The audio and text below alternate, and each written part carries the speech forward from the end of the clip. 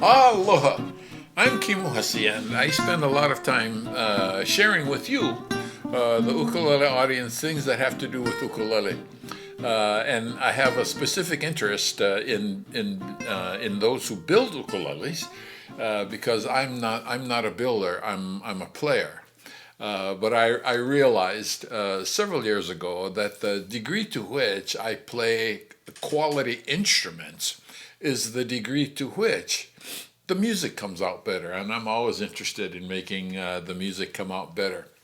So I thought it'd be really interesting if I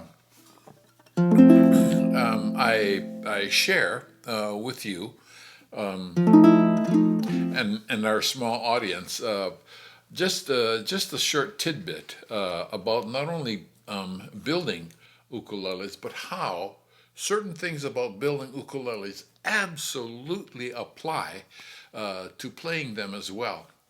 Before going any further, I want to tell you about this ukulele. This is an ukulele, a baritone ukulele. Beautiful, beautiful ukulele. As you can see, it's all koa, made by Chris Pung, who lives on the Big Island. It is a baritone ukulele. And one of the things that I always marvel about ukulele is how everything that goes into a build of an ukulele gets resolved into a really beautiful instrument. And and first of all, it's a work of art, and we're accustomed to enjoying works of art as we look at them. But one of the wonderful things about ukulele and music is that works of art can also produce beautiful sound. So it's so wonderful that ukulele builders can take things like design and bracing of the top and the inside and uh, and setting up the frets and everything on this ukulele so that it produces beautiful sound. And it's amazing to me that they can take this and resolve all of this, at least for me, and it produces for me beautiful music. So we take all of the resolutions that the builder comes up with, combine them with certain things that have to do with playing and the music, and we come up with this resolution. Isn't that a beautiful sound?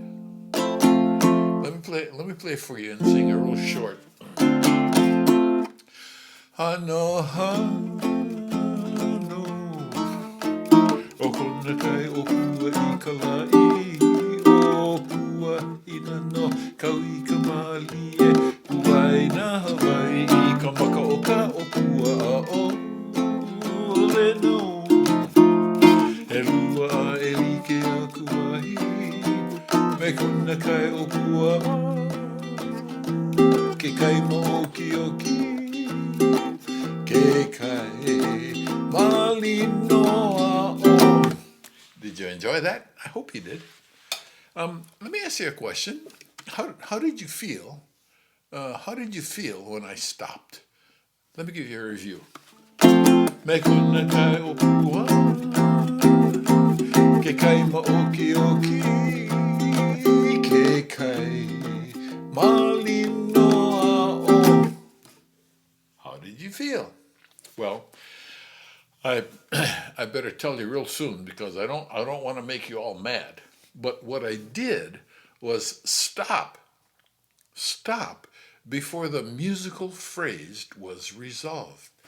Ke kai malino, and I stopped there, as opposed to ke kai malino o kona, and when I got to kona, we went like this.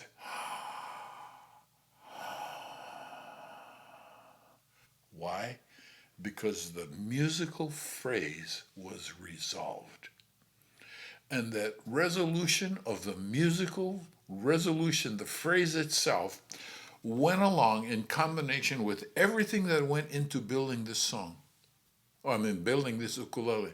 It went into everything that planned the song. It went to everything, it resolved everything that the composer meant to resolve in his music. So you see, what we're trying to get at is this idea of resolution. It is extremely important. Listen to this chord.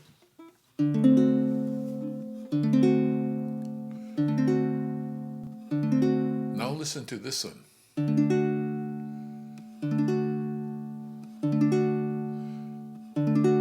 Here comes the first one again. This is number 1. And here's chord number 2. Now let me ask you a question.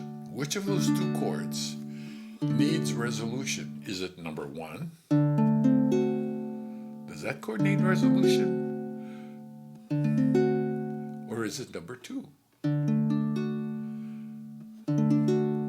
Let's stop just for a second at number 2. As I play this chord, notice that it's stable. It's all happy all by itself. And it doesn't have to go anywhere. It doesn't need musical resolution. Now listen to chord number 1. That chord, it's not totally independent or happy by itself. This chord wants to go. Listen to this very carefully. This chord wants to go here. And when I go here, again we go. So you see how important resolution is? And people, this is the reason why in any song that we play, there is always several places in that song where the musical phrase is resolved. Why do we say that we have fun when we play the ukulele? Because there's a certain resolution always that we look for. There's a certain resolution that provides energy, for us to continue to learn what we want to learn in ukulele. You see, in this situation, we don't look at a 7th chord, which this is, by the way, as being distressful. In music, we look at unresolved chords as providing energy that pushes us to the resolution. Listen to this. Then we go here. And you know what? We have within ourselves the capability of understanding what that resolution is. Let me give you an example. Here's that 7th chord again. Now I'm going to play a major chord, and you tell me, you listen very carefully to this and tell me if it's the right resolution. Okay, here we go.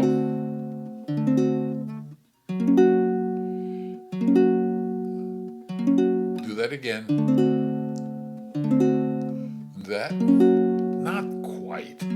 Okay, let's try another resolution, see if this works. Here's that 7th chord again. Try this one. No, not quite. Let's try a 3rd.